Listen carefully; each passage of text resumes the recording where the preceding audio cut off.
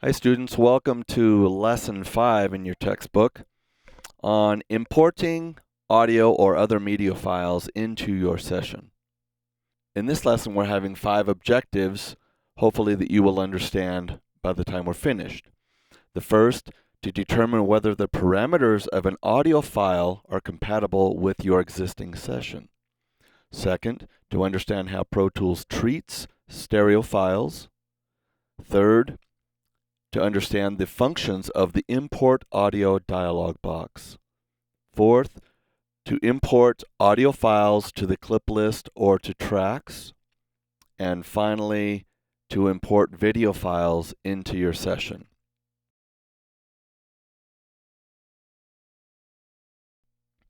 When working with audio files in a Pro Tools session, you have both the sample rate and bit depth that you need to be concerned with. As you remember from prior discussions, Pro Tools supports a couple different formats and subsequently derivatives of those. So 48 kilohertz, 96 kilohertz, 192 kilohertz, and 44.1, 88.2, and 176.4. These are all kilohertz and they're all derivatives of these two numbers. So, in addition to that, Pro Tools also supports 16, 24-bit, and with Pro Tools 10, 32-bit float point. In Pro Tools, your sample format always has to match.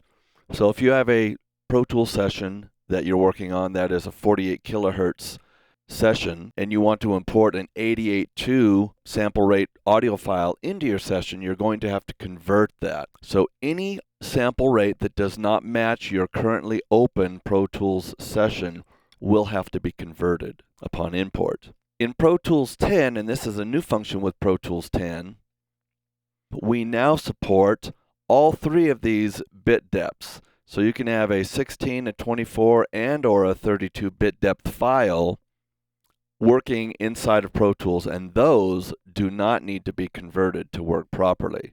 So sample rate needs to be converted, and bit depth does not.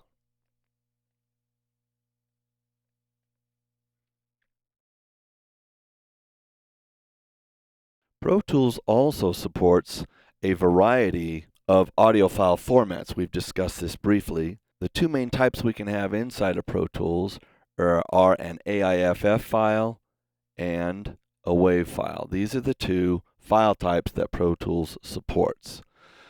Pro Tools also allows you to import other files, but it will convert them to one of these two file types.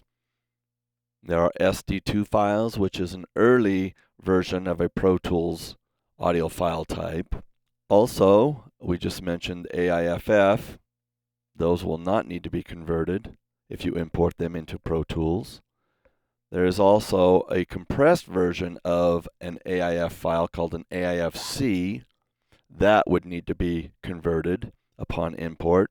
A WAV file, which you know Pro Tools already supports, so no conversion there. And also MP3s. So if you want to import any of these audio file types into Pro Tools, you can. These two audio file types, AIFF and WAV files, do not need to be converted unless your sample rate of your session is different than the sample rate of these existing files that you may be wanting to import. We can determine in Pro Tools the sample rate and bit depth of our session quite easily. We can go up to the Setup drop-down menu and select Session, or use the shortcut Command 2. And you will see it brings up this Session Setup dialog box. Shows us that our present sample rate is 44.1 kilohertz, and our bit depth is presently 24. But as you can see, this can be changed because Pro Tools supports all three bit depths within one session. Also, as you remember, Pro Tools supports both WAV and AIFF files, so we could also change those midstream as well.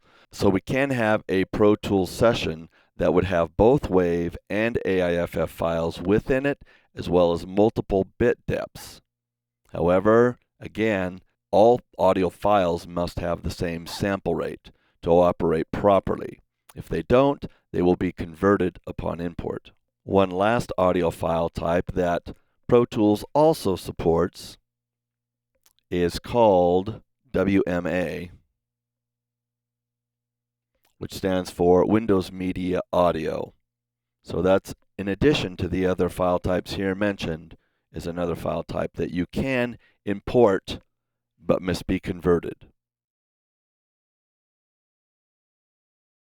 Pro Tools can also import a variety of video file formats. The most common that will work cross-platform is a QuickTime file. That is a video file type developed by Apple years ago. It will work just fine in Pro Tools either on a PC or a Mac. You must have the application QuickTime installed on your PC or Mac for Pro Tools to be able to read these video file types. In addition, Pro Tools will also read Avid video files. So QuickTime and Avid video files are the two video file types that are supported in Pro Tools.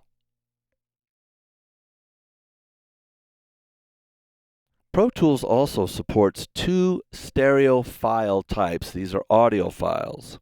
One is called split mono, and the second type is called stereo interleaved. Now these two audio file types essentially give us the same functionality, but they operate differently. A split mono stereo track is a stereo track that contains two mono files that will be panned hard left and right. A stereo interleaved file is one file but contains both channels of the information. So they effectively sound the same, but they operate a little differently. One is two files and one is one file. Prior to Pro Tools 10, Pro Tools 9 and earlier, Pro Tools would always have to convert a stereo interleaved file into a split mono file to operate properly. That's no longer the case with Pro Tools 10. It supports both split mono stereo files and a stereo interleaved file. If we go back here to Pro Tools and look at our session setup again, which you can access here under Setup, Session, and Command 2, you'll notice there's this interleaved button.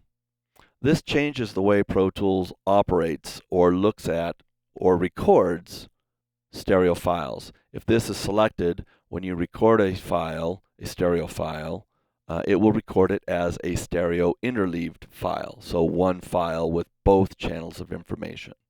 If it's unchecked, it will work in the traditional way that Pro Tools operates, which is to record using two split mono files to create a stereo file. Okay, that's it for this first video. Next video, we're going to start discussing how to import audio into your Pro Tools session.